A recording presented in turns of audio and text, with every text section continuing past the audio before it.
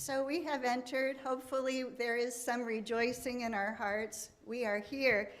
And I want to invite you now just to come into, let's hold a moment of silence for all the tension, all of the things that are happening in this world with those who are in danger all around the world, but particularly in the Middle East, in Iran, those who are being asked to do things that they may not want to do, and those who are being the victims. So let's just hold a moment of silence.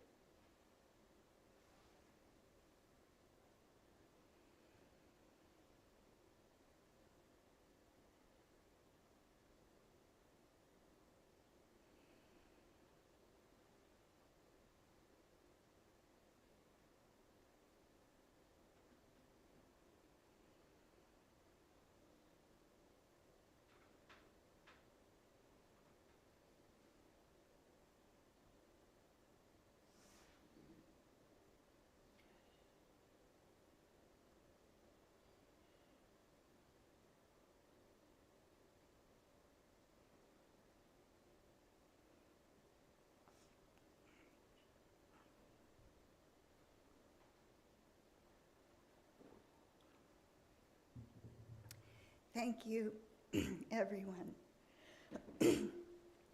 And because joy, because connection, because caring are acts of resistance, please continue to enter and rejoice and come into the fullness of your life. Good morning. Good morning. Welcome to UUCC, the Unitarian Universalist Church of Canandaigua. We are a group of spiritual free thinkers who gather to celebrate life, build community, and better the world. Wherever you are in your spiritual journey, you are welcome here. I'm Laura Wink, your worship associate for this morning, and the service today will be led by our minister, the Reverend Cindy Terlazzo. Thank you to everyone on this morning's worship team, including music by Bill Mells and religious education for children 3 and over by Pat and Kaya Mells. If this is your first visit, welcome. We invite you to sign the visitor's book in the entryway. And whether it is your first visit or your 1,000th, which is hard to say every time, we are glad you came. This service is also being live streamed to our YouTube channel, and we plan to continue our hybrid services throughout the program year. To help us connect better with our friends watching from home, please turn around and give a wave to the camera. At the end of the service, we will invite our friends on Zoom to turn on their cameras and wave back. We have a few announcements to share today. To help make the most of our time together, event details can be found on the printed announcements in the back of the room or in the weekly email. If you have a joy or sorrow to share, please fill out the card on or near your chair. We invite you to bring them forward and place them in this basket after Bill rings the chimes and begins to play. You can also come forward to drop a pebble in the water if you have a joy or sorrow that you would prefer not to share. Today, after the service, we have our new ministry startup program beginning right after the service and ending by 3 o'clock. Lunch and childcare will be provided. We will be joined by our UUA regional representatives to review where our church has been and consider how to use this new ministry with Reverend Cindy to envision our future. If you are joining us on Zoom, please use the link that will be shared in the chat to change to the other call by 11:30. The board is meeting on Tuesday, March 3rd at 7 p.m. on Zoom. Contact Karen Alvarez if you're interested in attending or if you have a matter you would like the board to discuss. Next week will be our second Sunday potluck after the service. We invite you to bring a dish to share, but even if you forget, you're welcome to stay. We always have enough for everyone. Save the date. Saturday, April 4th at 10 a.m. will be our annual Easter egg hunt. We need volunteers for a variety of roles, buying candy and other egg fillers, egg stuffers, and event day egg hiders. Are there any other announcements? Okay, oh, wait a minute, one more. March 22nd will be the kickoff Sunday for our annual pledge drive. To celebrate, we will be serving a continental breakfast before the service. Plan to come to church a little early that day to enjoy food, coffee, and connection, and we will see everyone at 9:30. And I think Drew has something for us, right? At this point, yeah, sure. Right? Right, Pat? Right. Okay. Just want to build the timing here. And I'll use that one. Unlike many, perhaps most of the members of this congregation, I was raised in a Unitarian household. My parents were very gregarious people, and so over the course of the years, between the two of them, they were probably on every committee that there was. And they had many friends who came over to visit quite frequently, and many of them, of course, were Unitarians, so those are the people that I grew up around. But in most of my adult life, I was commuting into Syracuse 5 days a week, and then on Saturday we commute again to go do the grocery shopping, and raising kids and having what is commonly referred to as a hobby farm. With all of that, the church was just not on the agenda for me. And then all of that changed, and so I had to downsize. And my real estate agent found me a place that checked all the boxes, and it happened to be in Waterloo. I didn't have any friends or family or business contacts there, so once I got myself moved in, I looked around and I found UUCC.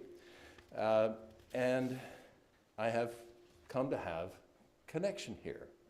On the tapestry in back of me, there is a square that was a part of a cloth that was from one of my mother's dresses.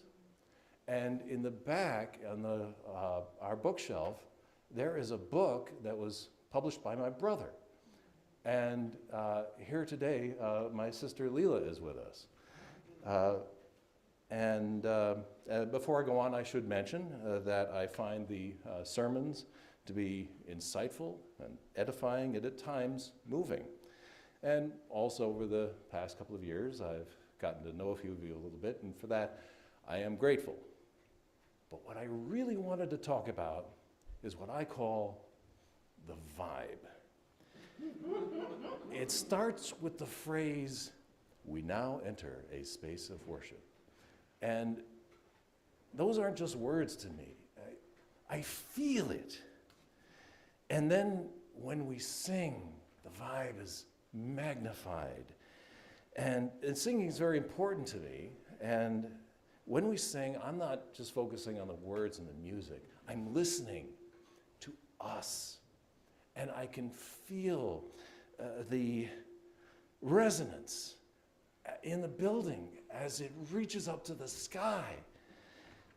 And then there's the meditations, where we can take our necessary worldly considerations and set them aside and just be. And the vibe is strong there, and oftentimes it's so powerful that the tears start to flow. And I don't even try to hold back because I know that I don't have to. And with all of that, I think I've become a better person coming here.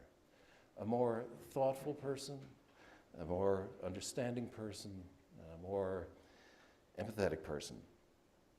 And that's why I'm here at UUCC.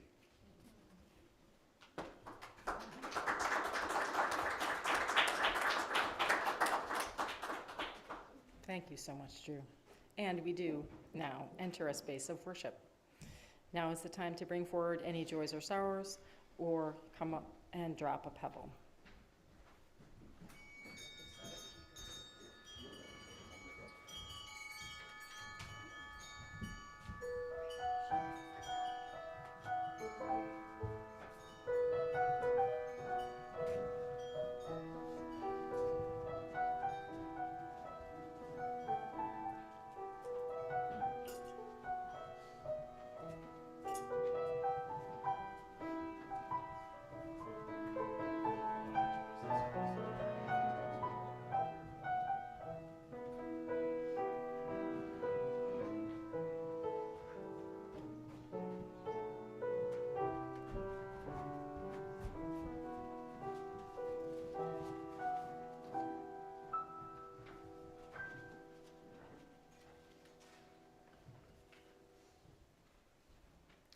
Now is the time in our service for our chalice lighting. Maria, would you like to come up?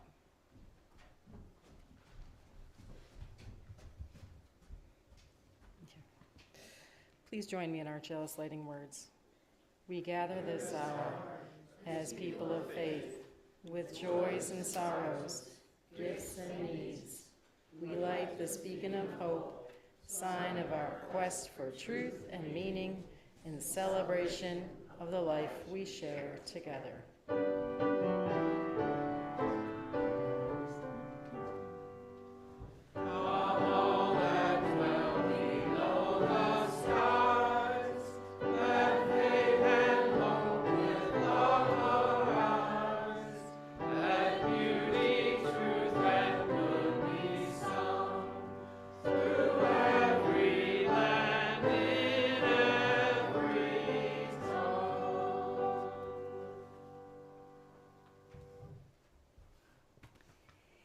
So, I invite you into this time of worship with the words of Rebecca Edinson Lang.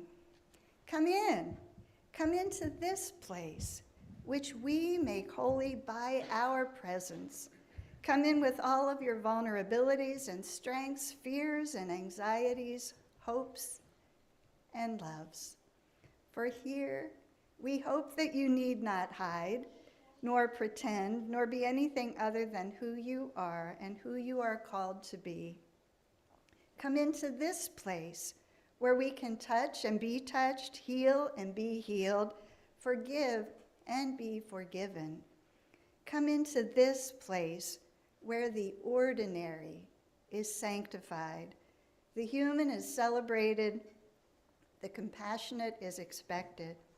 Come into this place. Together, we make it holy. And now you're invited to stand and rise in body and or spirit with hymn number 38, Morning Has Broken.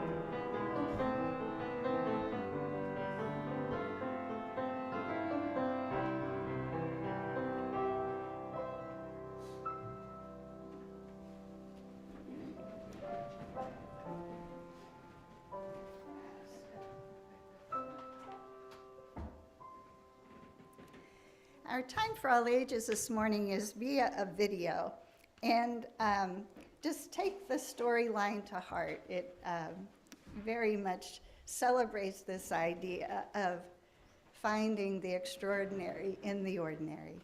And this is Delia's Doll Day by Andy Meyer. Welcome to Storytime Pals. Subscribe to keep the stories coming. Hi friends, it's your pal Amber here, and today we're going to read Delia's Doll Day, and it's all about being aware of what's around you. Are you ready to read? Okay, let's get started. My name is Delia.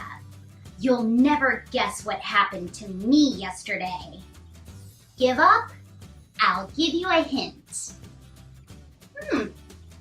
That's weird. What's in that box? That's right. Nothing. Nothing ever happens to me. Just look at my day yesterday. Nothing. Nothing happened during my breakfast, except I spilled some milk. What do you think? Is that true? Look around.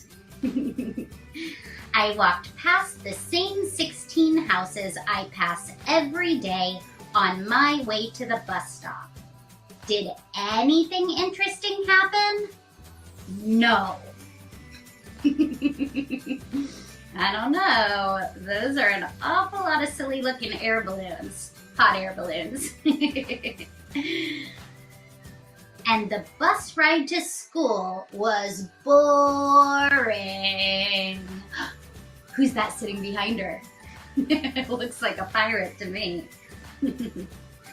I almost fell asleep in Mrs. Houston's math class. Mrs. Houston, we have a problem. It's an astronaut outside the window. Recess was dull, dull, dull. I love tire swings. The big news at lunch. My Jell-O squares fell into my chicken noodle soup. It's a gorilla with a lot of bananas.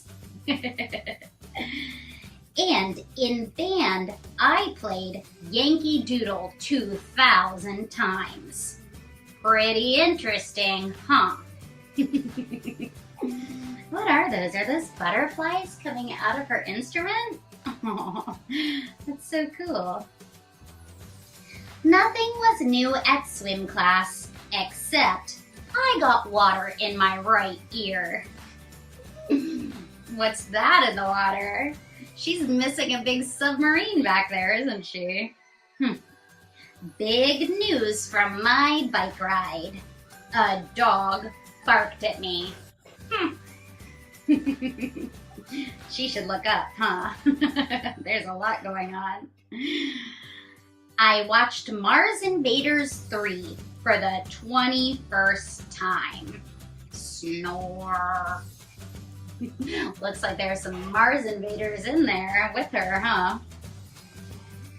Nothing happened when I put on my pajamas. That's a peacock. And brushed my teeth. Who's coming out of the toilet? And of course, nothing ever happens when I'm sleeping. She's sleeping right through those horses jumping over her. Now, do you see how completely boring my life is? Maybe something will happen to me today. Hey, look! She's chasing a butterfly while a dinosaur is behind her. That's so silly. If she would just look around, huh? Well, that's the end of the story.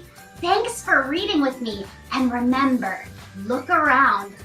There might be more going on around you than you think. So there might be. And at this time, for those children who would like to go downstairs, we're going to sing them down. No?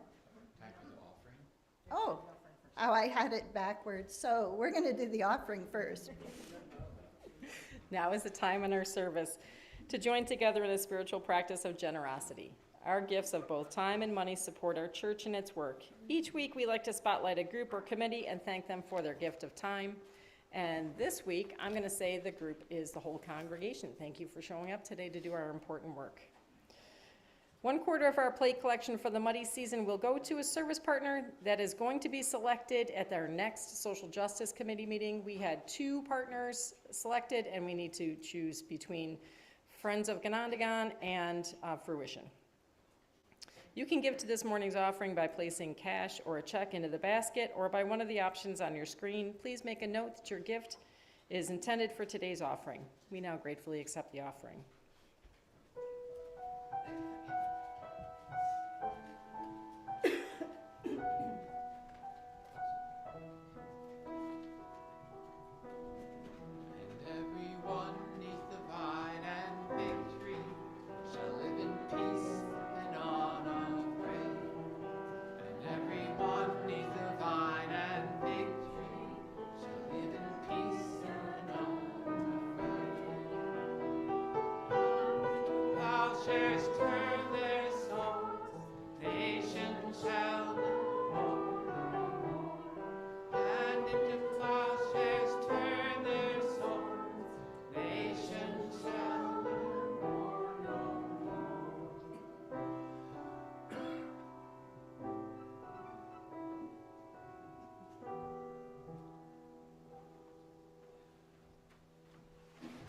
And now, any children who would like to head downstairs, we will sing them to the classrooms. And I believe the lyric will be up there in just a moment.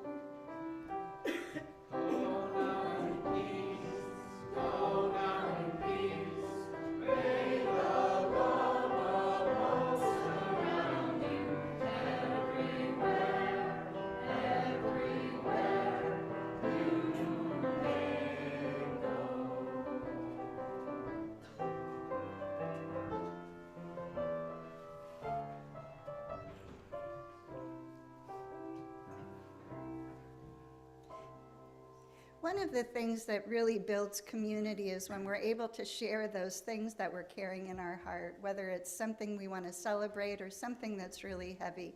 And today, there's a lot going on. So Jody is sharing, my husband Dave and I are feeling extremely grateful and blessed that he is recuperating well after his successful thyroid cancer surgery last week. So hold him for continued healing. Ridgely says, I am grateful for quality time with my family, and I'm grateful to be here today. And we are grateful that you are here with us. Leila says that the joy she is sharing is with being able to spend time with her brother Drew this morning. Bradley brought a dear friend to service today, and he also is celebrating the recent interfaith meeting at the First Universalist Church in Rochester that he took part in. And Orion said, I got a new car. You're not sure what he got? He got something new that he wanted to celebrate. Yeah, well, maybe we can ask him later, but he is celebrating something, so check in with him. This is a sorrow being held for the innocents, especially children, caught in the turmoil and spiraling violence of this unnecessary war. Maria is sharing that she is going ice skating with friends today, and that is a delightful thing to celebrate. Sandy says this is her first day back in many years, and we're so glad you're here. Bill is giving thanks to a friend's 10th birthday party yesterday. He got to go ice skating for the first time in years, and as you can see, he survived. And Carrie saw snowdrop flowers coming up on her walk yesterday, so spring really is coming. And we're holding all of this and so much more. whatever is in your heart today, know that this community is holding you, and let us share that with our verbal declaration. Let's all say together, we are with you. We are with you.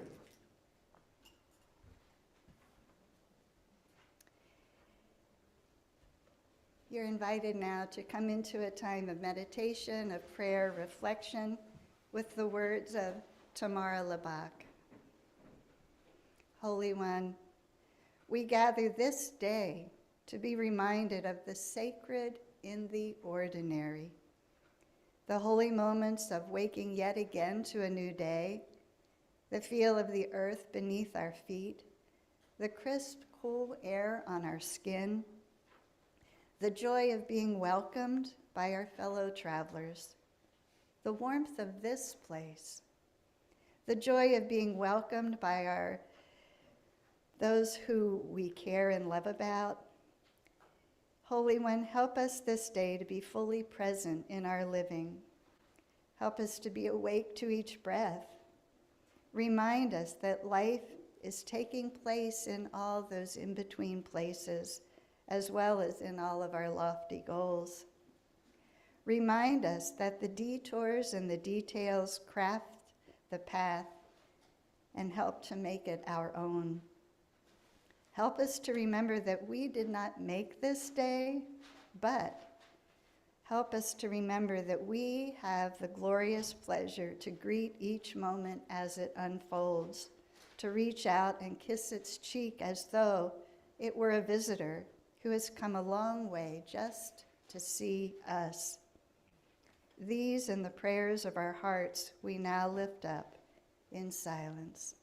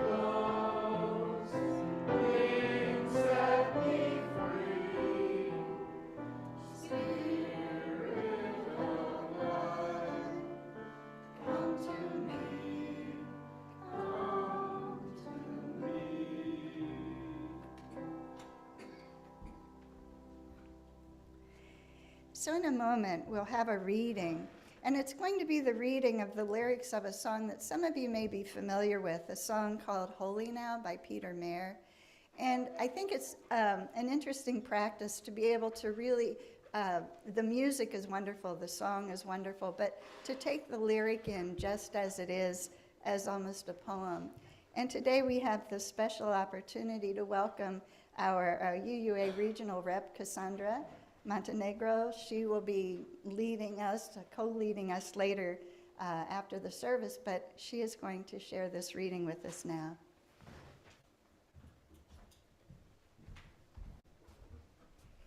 Thank you, Reverend Cindy. Thank you all for the invitation to be here today.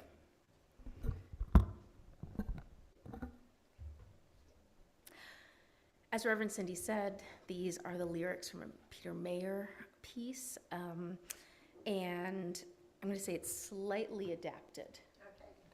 Okay. When I was a child, each week on Sunday, we would go to church and pay attention to the priest.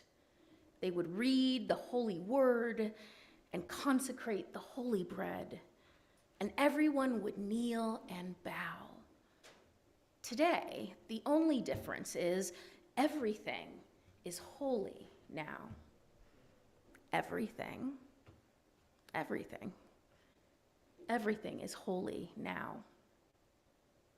When I was in Sunday school, we would learn about the time Moses split the sea in two, Jesus made the water wine, and I remember feeling sad. That miracles don't happen still. But now I can't keep track because everything's a miracle. Everything's a miracle. Wine from water is not so small, but an even better magic trick is that anything is here at all. So the challenging thing becomes not to look for miracles, but finding where there isn't one. When holy water was rare at best, it barely wet my fingertips. But now I have to hold my breath like I'm swimming in a sea of it. It used to be a world half there, heaven's second-rate hand-me-down. But I walk it with a reverent air, because everything is holy now. Everything is holy now. Read a questioning child's face and say it's not a testament. That'd be very hard to say. See another new morning come and say it's not a sacrament. I tell you that it can't be done.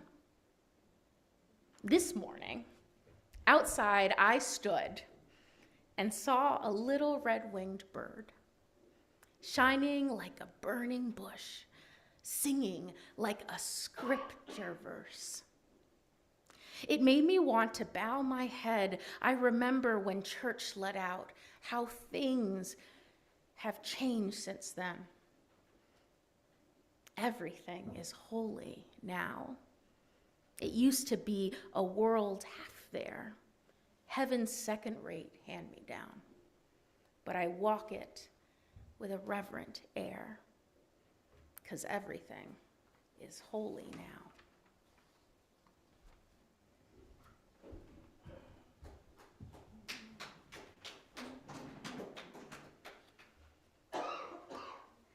So, oatmeal days, that's what I call them. Those days that seem so incredibly ordinary and routine. And in truth, for most of us, oatmeal days make up the vast portion of our lives. These are the days that are easy to take for granted because we know the drill. We wake up at whatever time we decide we're going to wake up. We engage in whatever makes up our morning ritual. We head to work or school or for the first thing on our to-do list. Evenings might be filled with meetings, homework, house chores. We have dinner, we feed the cat, walk the dog, answer some emails, read a book, watch some TV, floss our teeth, and head to bed with the expectation that we'll do the same thing again tomorrow. Now, I know that this is a vast oversimplification. Most of you have very rich and varied lives. Life also has a way of shaking things up when we least expect it. And I think the events of this past year in particular has really illustrated that quite clearly. But by and large, most of us tend to be creatures of some kind of habit, even when our government is engaging in outrageous acts of harm and lawlessness. Even then, and perhaps especially then, we work to craft lives of predictability for ourselves so that we end up operating with what we hope is some degree of control over the trajectory of our days. The question then might be, how do we live in ordinary time? And I think for me, there are at least two questions that I ponder. The first question is, how do we truly live during those seemingly unmiraculous periods of everyday joy and sorrow? And the second question that comes to mind for me is, how do we truly appreciate the preciousness of our everyday lives and not get lost in worry and fear when the world presents us with extraordinary tumult and change? The trick, I think, is to recognize that we might be in search of something so that we have our minds open, our senses primed, and our hearts available to receive the gifts of the present moment. There's a wonderful film that was made in the early 70s called Harold and Maude. Anybody remember that film? Okay, there's a few of us. It's a quirky and improbable love story between two eccentric characters named Harold and Maude. In one scene, the two are engaged in a playful conversation in which Maude declares that if she were to be a flower, she would love to be a sunflower because they are so tall and simple. She then asks Harold what his choice would be. Harold shrugs and says, well, maybe one of these, as he points to an enormous field of daisies. Maude asks him, why a daisy? And Harold's response is, well, because they're all alike. Maude's response is what delights me. She says, oh, but they are not. Look, see, some are smaller, some are bigger, some are fatter, some go to the left, some to the right, some even have lost their petals. All kinds of observable differences.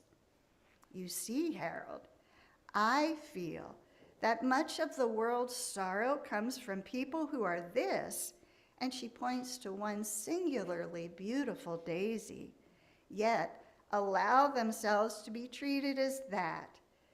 And with this final statement, the screen is filled with a huge field of daisies, which fades into a shot of a field of gravestones in a military cemetery. The trick is to recognize that we might be in search of something, right? Poet and teacher Marie Howe has considered this conundrum with some detail. In an interview with Krista Tippett, Maria discussed the challenges and gifts that come through the cultivation of presence. As a college professor in today's world, she's very aware that our cultural tendency is to live our days, even our oatmeal days, at hyper speed.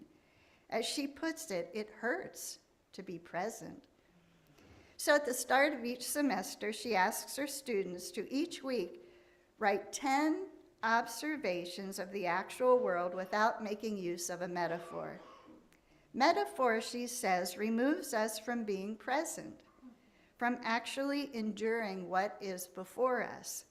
She asked her students to simply tell her in 2 lines what they saw that morning. Maybe this is a practice you want to try. What she has found is that with the initial assignment, her students balk.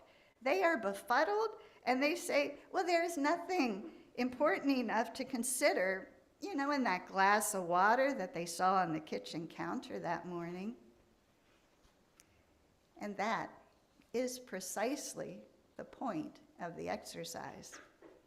But then you know what happens 4 or 5 weeks into the semester? She finds that her students are suddenly on fire with their daily observations. Suddenly, that slice of apple, the gleam of the light on the knife used to cut the apple, the sound of the trash can closing, the shape of the leaves on the tree outside the window. Suddenly, those things have somehow been transformed from the ordinary to the extraordinary. And when a few weeks later, she asked that they begin to introduce metaphors into their observations, again they resist. But this time, the resistance comes from incredulity. Why would they want to compare that glass of water to something else when there is so much to experience from what it is in itself?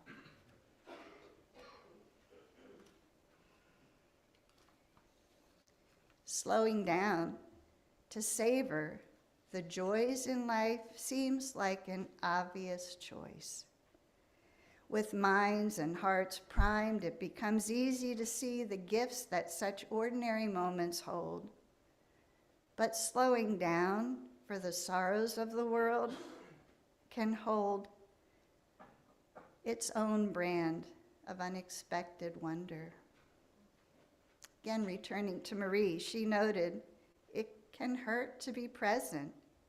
It can be hard to witness the actions of ICE where misguided fellow humans are abducting people off the streets from their homes, their places of employment and worship, when little children are used as bait, where everyday people are engaging in their constitutional rights and being harassed, beaten, and even killed. It can be hard to be present when war actions erupt from some unknown place in a way to just do another cover-up. It can hurt to be present.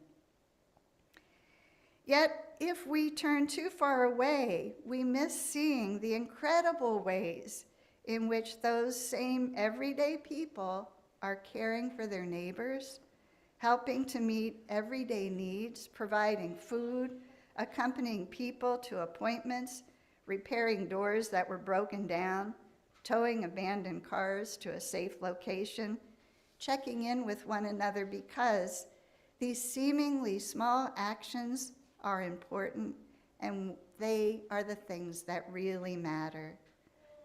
The ways we commit to life again and again really matter. When Marie Howe's brother was dying with AIDS, she allowed herself to let the presence of his dying crack her heart open to the gifts of presence that were to be found there. This poem, entitled "The Gate," resulted. I had no idea that the gate I would step through to finally enter this world would be the space my brother's body made. He was a little taller than me, a young man, but grown himself by then, done at 28, having folded every sheet, rinsed every glass he would ever rinse under the cold and running water. This is what you have been waiting for, he used to say to me, and I'd say, what? And he'd say this, holding up my cheese and mustard sandwich. And I'd say, what? And he'd say, this, looking all around. The seemingly unendurable happens.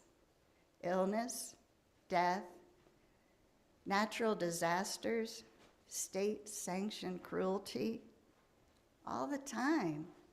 Yet, by opening ourselves to the fullness of the present moment with whatever it may hold, we also open ourselves to the recognition that perhaps, we can endure what we initially thought we could not. Throughout time, there have been billions upon billions who have lost loved ones, who have been wounded, who have laughed and cried, rejoiced and despaired. Through opening to the experience of our lives, the unendurable may be endured. because we are a part of a greater caravan, all who have gone before and all who will come after. Before we close, I invite you to take a few moments to sit in stillness right now and to ponder the wonder of this moment, the wonder of your precious life, with whatever it might hold for you right now. And as we get ready to join together after the service to name the importance of this community and to envision its future, also consider what this place, what these extraordinary fellow travelers mean to you. So let's sit in that space of contemplation for a moment.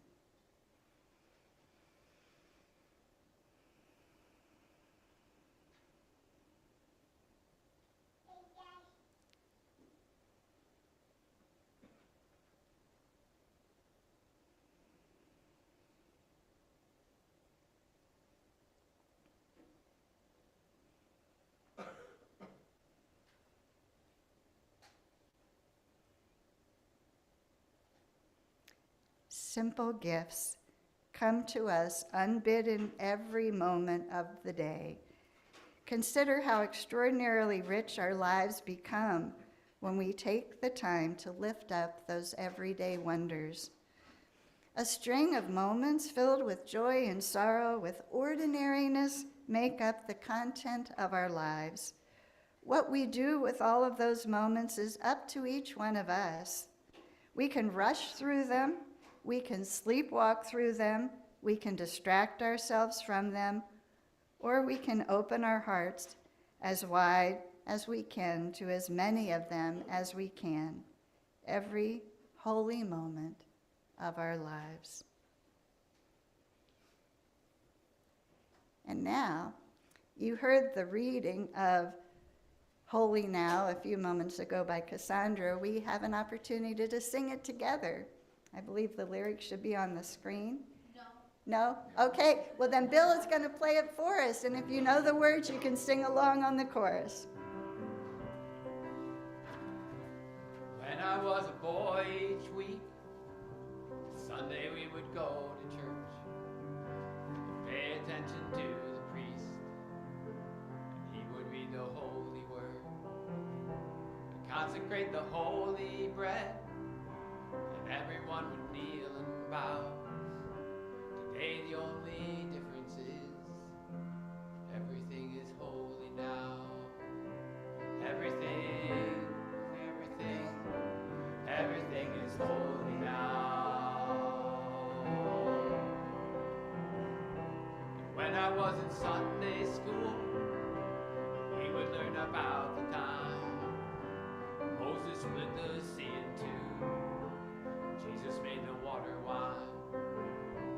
And I remember feeling sad that miracles don't happen still. Now I can't keep track, 'cause everything's a miracle. Everything's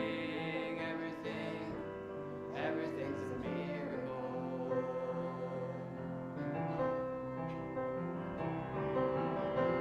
Wine from water is not so small. What an even better magic trick is that anything is here at all. So a child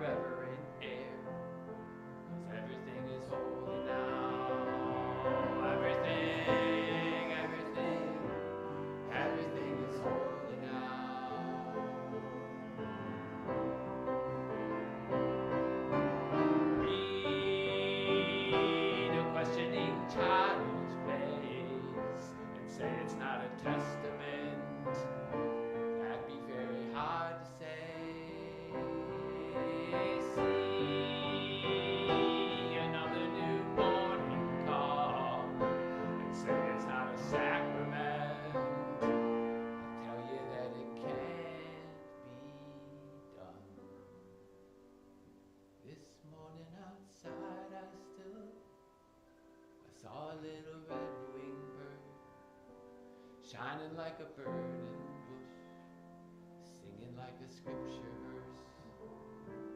It made me want to bow my head. I remember when church let out, how things have changed since then. Everything is holy now. It used to be a world half there, heaven's second-rate hand-me-down. But I walk it with a reverent air, 'cause everything is holy now.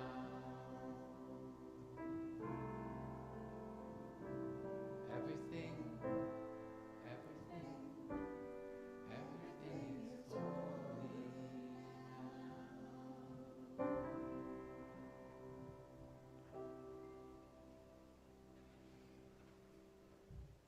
Yeah, look around this mystery that we're walking in, all of it, the craziness, the stuff that just brings joy to your heart. Let yourself be really present with the preciousness of this life. It goes so quickly. Our closing words are by Sam Trumbore. Go forth in simplicity, find and walk the path that leads to compassion and wisdom, that leads to happiness, peace, and ease. Welcome the stranger and open your heart to a world in need of healing. Be courageous before the forces of hate. Hold and embody a vision of the common good that serves the needs of all people. And our closing music today is For All That Is Our Life. And the hymn number is? 128. 128 in the great hymnal.